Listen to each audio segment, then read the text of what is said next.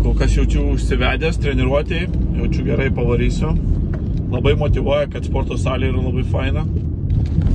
Tai kur ateini ir tu žinai, kad gali daug visko ko pasidaryti. Tai labai geras jausmas. Šiaip planavau važiuoti su dviračiu į treniruotę, bet galvoju, reikia pafilmuoti hebrai, kaip treniruojamės, kaip čia Anglijoje mes, kokia rutina mūsų ir panašiai. Tai galvoju, įsistatysiu, pafilmuosiu. Ir jeigu bus įdomu, galėsiu pafilmuoti ir toliau. Jeigu kažkam nors truputį įdomu, parašykit komentaruose ir pradėsiu daugiau tokių video padarysiu. Čia kol kas, aš gyvenu Nottingeme, tai išbandžiau kol kas 3 sporto salės, visos pakankamai savotiškos, pakankamai savaip įdomios.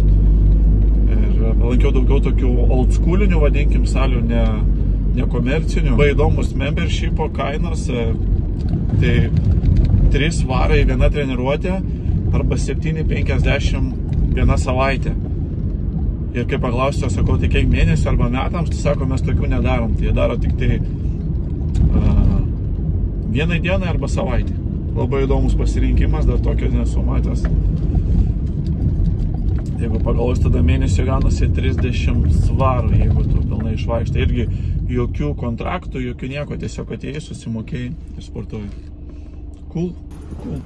Toks va užėjimas į sporto salę. Toksai nieko daug nežadantis atrodo.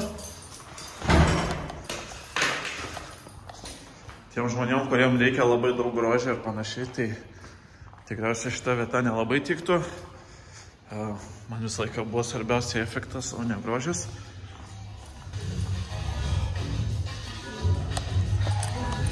Patai va susimokė pinigus, pienas, bardakas. Tokia vasalytė. Iš tikrųjų, man labai prie širdies. Labai daug įdomių aparatų.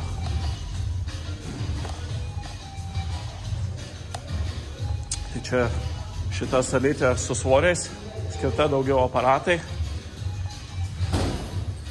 Ir čia va tokia funkcinė salė.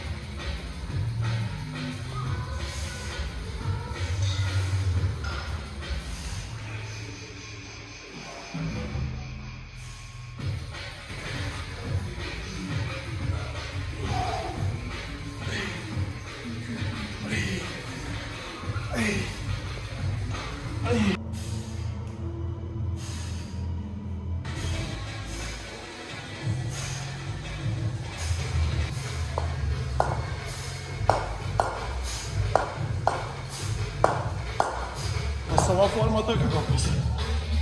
Visas matas, kiek sveriu kokius 86 kg.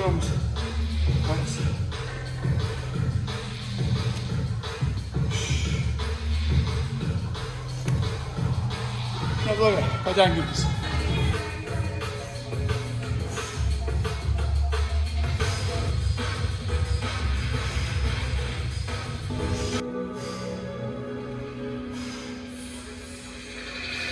Padarai kojų treniruotę ir bandai fleksint kojas, jos pasislėpia, dėl to, kad pribėga daug kraujo ir atrodo kaip koldūnai tada. Lekpiuose kartu su blauzdom.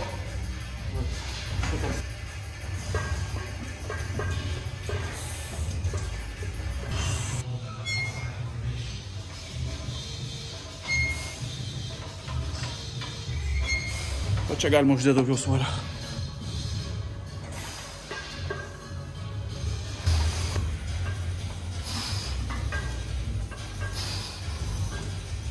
Pats sunkiausias pratimas.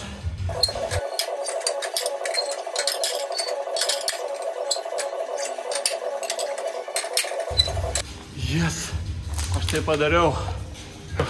Paskutinį supersetą. Šitas sėdi kojų lenkimas ir kojų lenkimas atgal. Let's bomb it. Tai yra lengviausi pratimai kojoms, kokie tai gali būti. Realiai nieko nereikia daryti, kad įsėsti ir lakstyti kojas.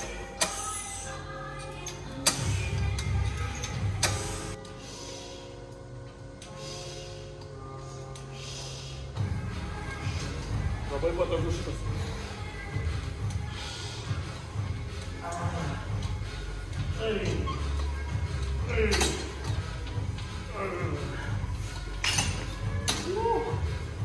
Labai patogus. Iš tikrųjų, kiek bandžiau, šitų atsigulus, šitas yra pats patogiausias. Labai ta forma ir čia va, kad yra geras nuolydis, nu labai patogus, super. Jau baigiau treniruotę, judam namo dabar post-workout meal, po treniruotės gersim dar vandens šiek tiek, kol kepsiu kiaušinius, pačius eis kokie 5 kiaušiniai, visas avokadas, pilno grūdo duonos riekia, jeigu dar liko, ir daržovės, super, turėtų labai gerai sueiti. Šiaip treniruotė pati gan cool, šiaip iš vis tiem, kas sportuojat, blogų treniruočių nėra, tik tada, jeigu jūs į ją nenueinat, ką ir daro dauguma žmonių, dėl to ir meta sportą, nes praleidžia vieną treniruotę, antrą, kitą, trečią, penktą, viskas dingsta, visa motyvacija sportui ir panašiai. Tai visiems klientams kokį duodu pagrindinį patarimą, tai jūs ten jauskitės, kaip norit, viskas gerai su to, ten jauskitės, darykit, ką norit, ten whatever, gimtadienis, šventės ir panašiai, bet jūs turit po to gimtadienio, po to šventės, po to savaitgalio, po to nesėkmingo savaitgalio, eit į salę kitą dieną ir tada yra daug didesnis šansas, kad jūs nemesit sportą. Būtų mano pagrindinis patarimas jums, chebrytė. Ir visi tie, kurio šito patarimo laikosi, jie toliau ir sportuoja. Visi, kurie mėto excuses, praleidinėja. Ir blogiausia, net tai blogiausia, kad praleidinėja tas treniruotės. Blogiausia, kaip jaučiasi praleidinėdami treniruotės. Koks yra jausmas. Koks yra prastas jausmas nedaryti to, ko savo žadu, ką aš savo noriu padaryti ir panašiai. Koks yra prastas jausmas, hebra. Tai visiems linkiu to jausmo neragauti net. Aišku, kiekvienas iš savo klaidų kartojamės ir taip toliau ten mokinam. Šiaip gyvenu Nottinghame, jeigu yra tautiečių gyvenančių Nottinghame arba aplink ir norit kažkur susitikti, pasportuoti, parašykit komentaruose, iš kur esat, kokio miesto, įmeskit kontaktus savo, galų gale parašykit privačiai. Labai būtų malonu susitikti, pasitreniruoti kartu, išgirsti jūsų patarimų, duoti patarimus. Ir tiesiog gerai praleisti laiką, iš tikrųjų, gerą treniruotę pasportuoti, nes su kiekvienu žmogu, kai treniruojamės, vis yra kitaip kažkas, tai vis kitoks jausmas, kaip sakant.